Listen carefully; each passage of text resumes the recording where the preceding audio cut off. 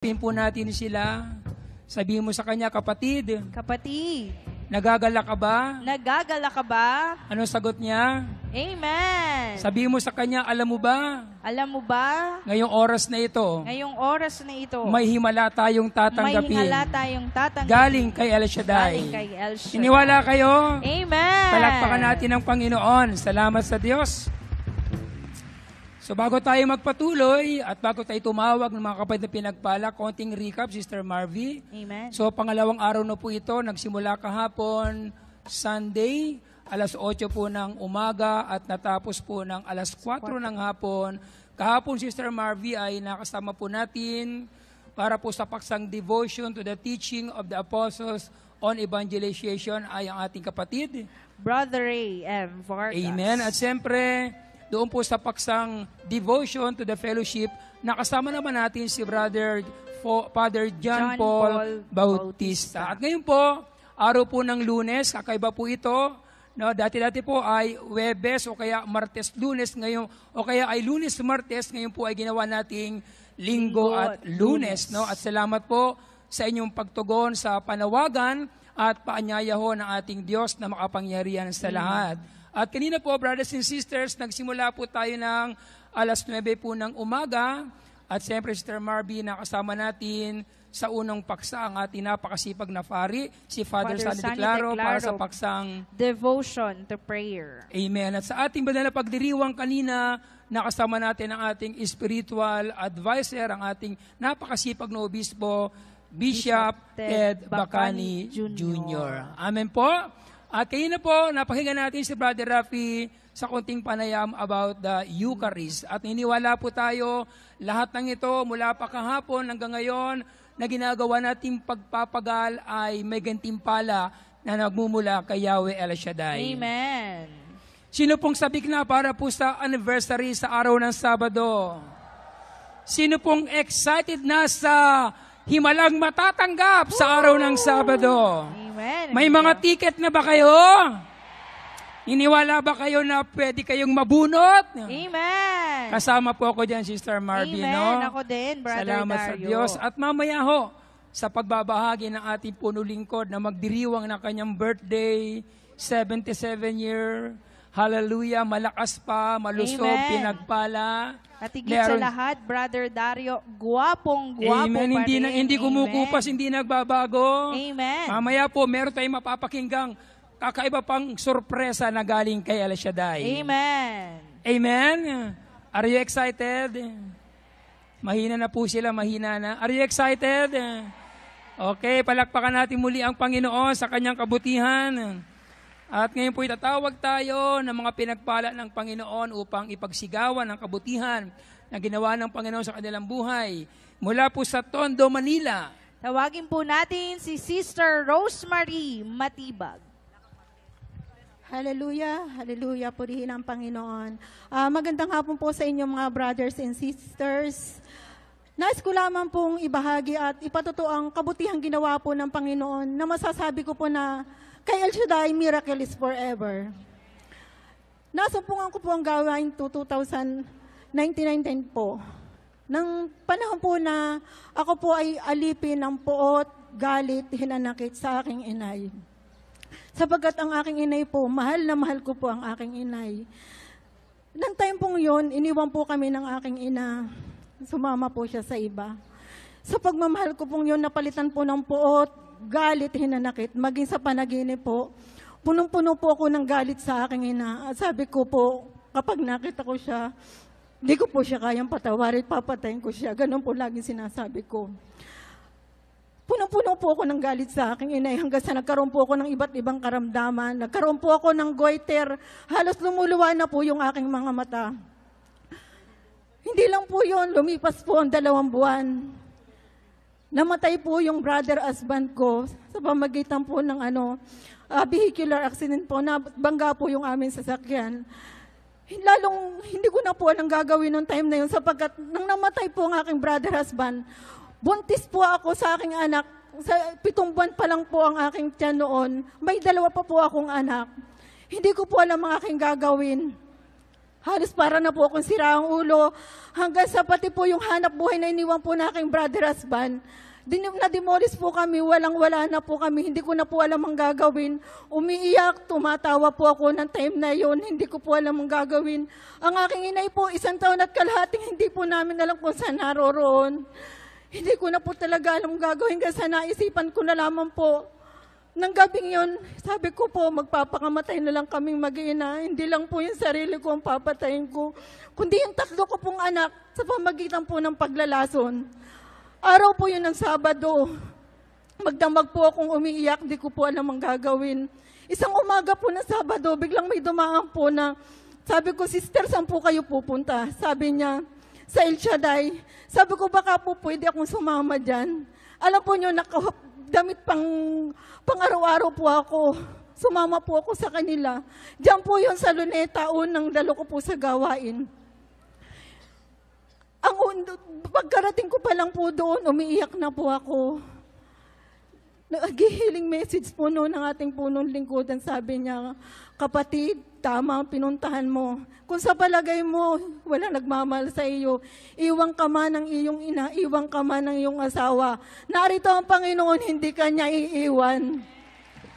Lalo na po nang sinabi niya, ang tungkol po sa 1 Corinthians 10:13, sabi niya po, wala pang pagsubok na dumating sa tao na wala pang pagsubok na dumanas ang lahat ng tao. Kung tapat ang Diyos sa pagdating ng mga pagsubok na yon, bibigyan ka ng lakas upang mapagtagumpayan niyon.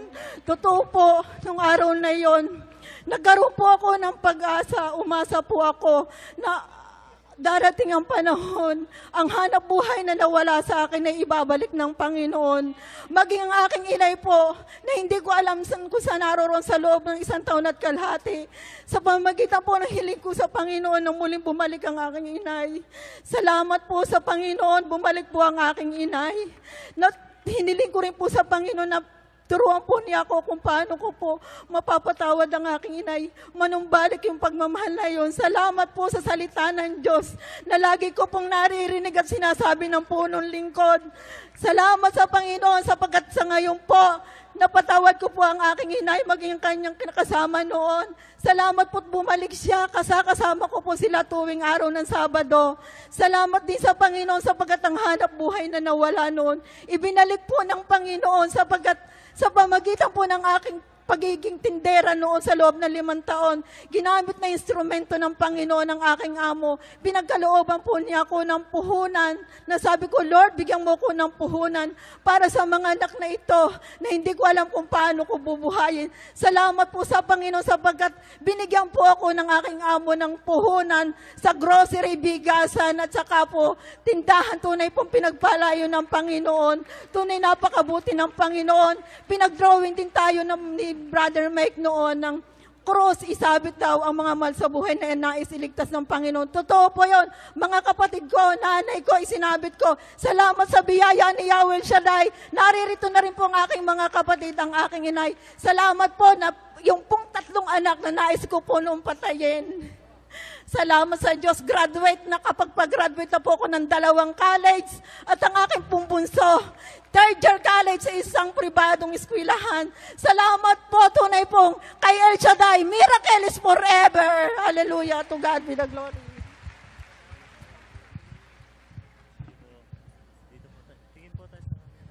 Purihin ang Panginoon, salamat sa Panginoon. At mula po sa Cabuyao, Laguna, ating palakpakan. Sister Jazz Dulpo. Good evening, brothers and sisters. Happy birthday, Brother Mike, and happy 32nd anniversary. Ang ibabahagi ko lang, ako po, natagpuan ko si Yahweh El Shaddai sa Hong Kong. Doon po ako, sinubok din ni Lord, napagbintangan po ako nagnakaw ng singsing. Pero napakabuti ang Diyos kasi sabi ng tiyahin ko na siyang kumuha sa akin na wala pong imposible kay Yahweh El Shaddai.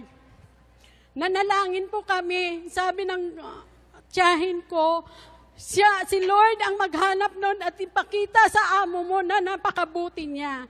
Purihin po si Yahweh El Shaddai, nakita po ng amon ko at binigyan pa po niya ako ng regalo ng damit kasi sa Hong Kong po karamihan po doon nakadress talaga. Binigyan ako ng dress para pang-atin ko raw ng gawain. Pangalawa pong pagsubok, muntik po ako mag-break contract kasi po binagbintangan din ako niya na akong nakabasag sa tipat. Pero napakabuti ang Diyos. Ginamit yung bata na alaga ko. Pinayakap sa akin. Kaya hindi ako tumuloy sa pag-break contract. Pinatuloy ko po yung contract ko hanggang nag-recontract pa rin ako sa the same amo. Pangatlo po, ko ni Lord, umuwi po ako ng Pilipinas. Nag-asawa po ko, kaya ako umuwi. Nag-asawa po ako. Pinagkalooban po ako ng anak ng 4. Doon po nabinigyan ng pagsubok. 50-50 po sa panganay ko kasi kambal po yun sila. Sabi nga sa hospital, pinapirma na pong asawa ko ang bubuhayin nila anak. Pero sabi ni Lord, bubuhayin ko kayong 3 kasi hawak ko po ang panyo ni El Shaddai. Purihin si Yahweh El Shaddai. Sila po ay 20 years old na, graduate na po sila ng college at may trabaho na po. Kaya maraming salamat. Wala po akong trabaho pero pinagkalooban pa rin ako ni Lord ng 2 bahay at brand new na sasakyan. Hallelujah! Napakabuti ang Diyos. Patuloy lang tayo magserbisyo sa gawain ni Yahweh El Shaddai. Dapat po tinawagan pa ako sa dating trabaho ko. Nagdalawang isip ako at tinanong ko si Lord, Lord, magtatrabaho ba ako? Alam mo, 2 araw po, ginising ako ni Lord ng madaling araw. Pinabalik niya sa akin kasi nag-resign po ako sa trabaho. Kasi noon may trabaho ako, nakalimutan ko si Yahweh El Shaddai. Nag-resign po ako, ginamit po yung anak kong babae kasi muntik siyang mamatay. Sabi ni Lord, anak, gusto mo bang ibalik ko sa iyo yung nakaraan? Pinarecall niya sa akin lahat. Pero napakabuti po ang ni Yahweh El Shaddai. Ginamit din ang panganay kong anak, Mama, bakit ka magtatrabaho kung kailan na kami may trabaho na at kailan kami nag-graduate? Tsaka ka maghanap at tsaka ka magtatrabaho. Kaya po, sabi ko, Lord, magsiserve na po ako sa iyo. Ako po pala'y secretary treasurer sa prayer group po namin. Kaya, pagpatuloy na natin pagsiserve kay Yahweh El Shaddai. Kaya purihin si Yahweh El Shaddai.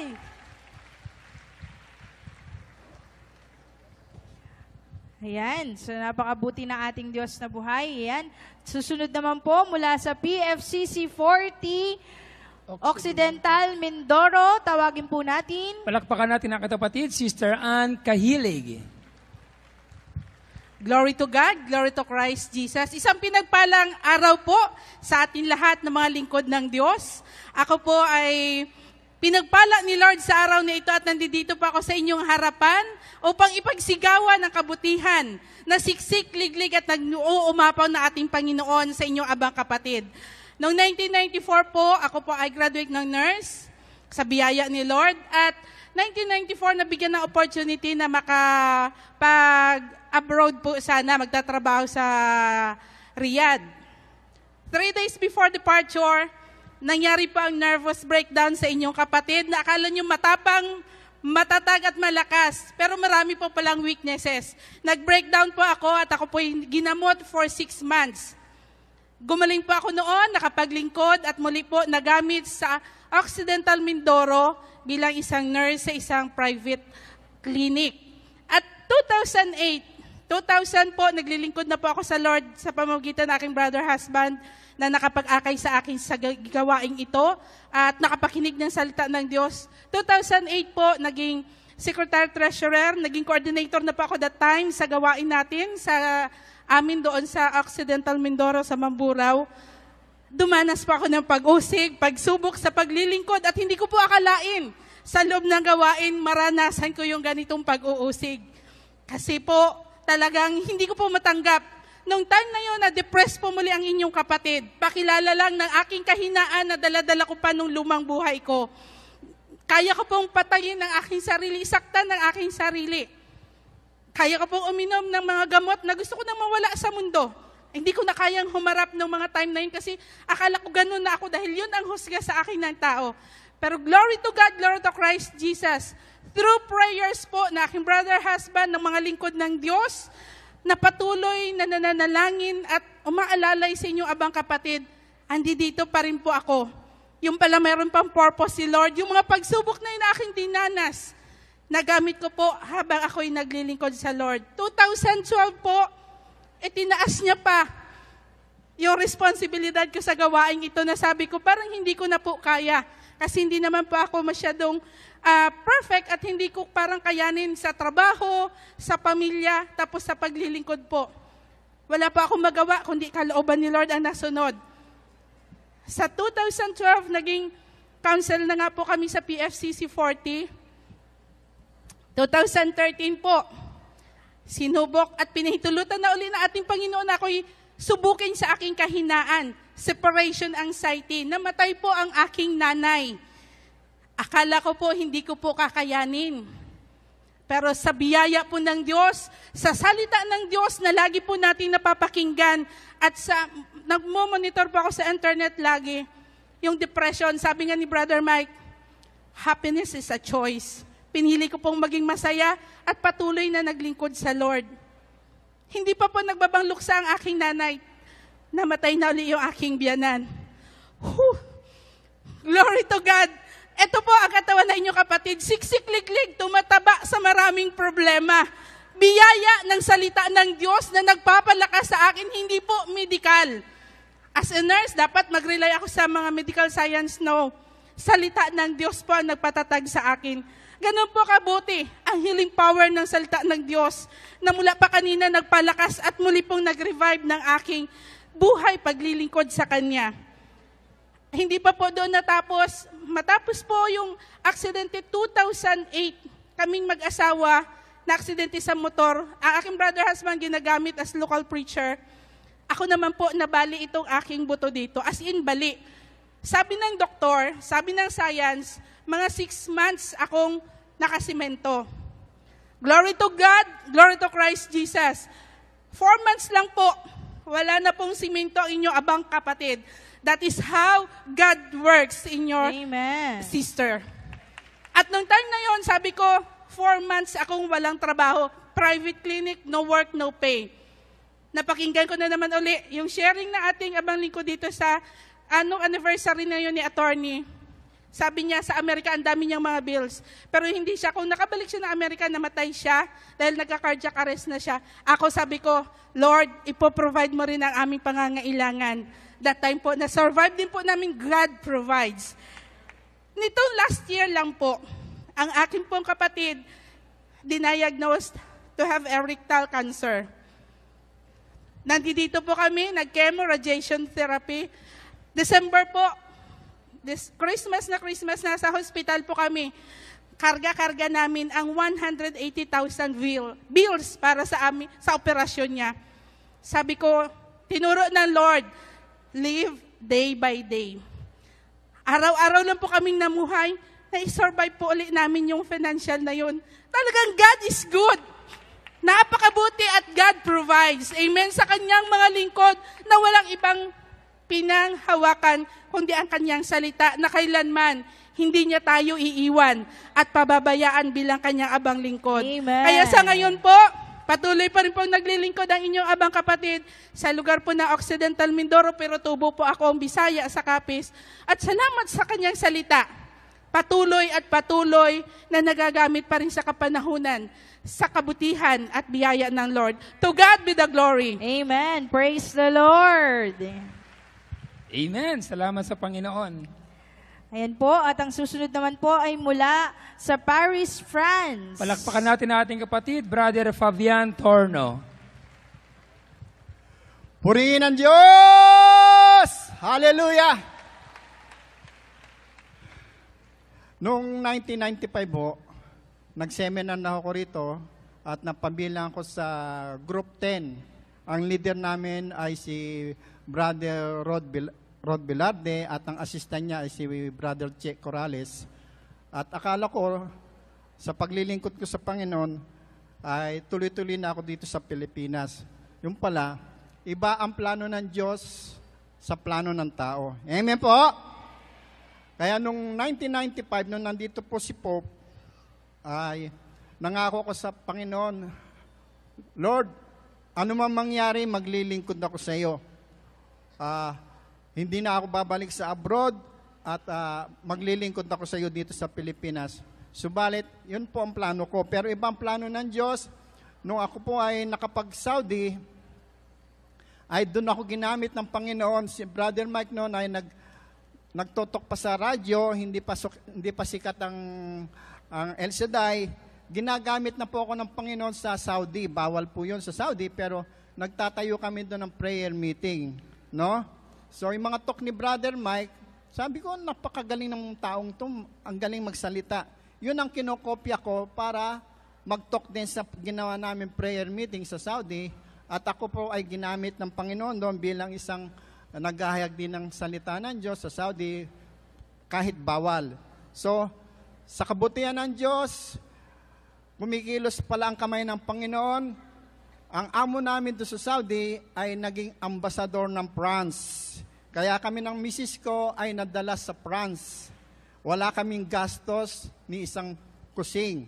Kaya ang amo namin ambasador ay tinatawag na VIP, di ba? Mga ambasador. Nakasakay kami sa private aeroplane. Kami lang mag-asawa namin. At talagang mapipil mo yung tinatawag na kanta natin na special ka sa Panginoon, di ba? Pag naranasan ko yung, ganito pala sinasabi sa, pag ikaw ay VIP, special ka sa Panginoon, akala ko yun ay swerte lang. Yung pala, naghihimala na ang Panginoon sa aming mag-asawa sa pamagitan ng ikapo. Amen? Dahil sa pagbibigay namin ikapo sa Saudi, pinapadala namin dito sa Amorsolo, hindi pa sikat ang El Shaddai noon, at 2 buwan lang kami nagbibigay na ikapo sa Saudi, at kami ay dinala sa France. Kaya hanggang ngayon, ay patuloy ako naglilingkod sa Panginoon, at patuloy kami lumalalim ng misis ko, at tawag nito binubuhos na namin ang aming sarili sa paglilingkod sa Panginoon. Ano man mangyari, ay maglilingkod kami sa Panginoon. Amen. Amen. Ganon sana mangyari sa atin bilang mga lingkod ng Panginoon. Ano man pagsubok na dumating sa buhay natin, alalahan natin, walang lingkod ng Diyos na pinabayaan. Amen po. Purihin ang Panginoon. Salamat sa Panginoon. Praise God. Ayan. Okay, salamat sa ating Panginoon. At mula po sa Sydney, Australia, ating palakpakan ng ating kapatid. Sister Mel Talisayon. Praise God. Magandang hapon po, Yahweh El Shaddai. Tinawag po ko ni Yahweh El Shaddai. 15 taon na po ang nakakaraan. Tinawag po niya ako sa mga panaginip na ako pinagdarasal niya ng hating gabi. Ginigising niya po ako, anak, bumangon ka, magdasal ka. Nasumpungan ko po ang El Shaddai. At ako'y nagsimulang mag-attend. Tinalikuran ko po ang aking buhay na hindi po napakaganda. Ang buhay ko pong, kumbaga po sa putikan, ako po ay nagkaroon ng relasyon sa isang lalaking may asawa. Iniwanan ko po yun dahil sabi ko, kung ako'y maglilingkod kay Lord, tatalikuran ko ang mga bagay na hindi karapat-dapat para i-offer ko ang buo kong sarili sa Panginoon. Sa awa po ng Diyos, binigyan po ako ni Lord ng asawa na ngayon ay ginagamit niya sa Australia na bilang preacher. At ako po ay naglilingkod kay Yahweh El Shaddai na isang member ng choir sa Sydney. Yung po lamang, and to God be the glory in Jesus' name. Amen.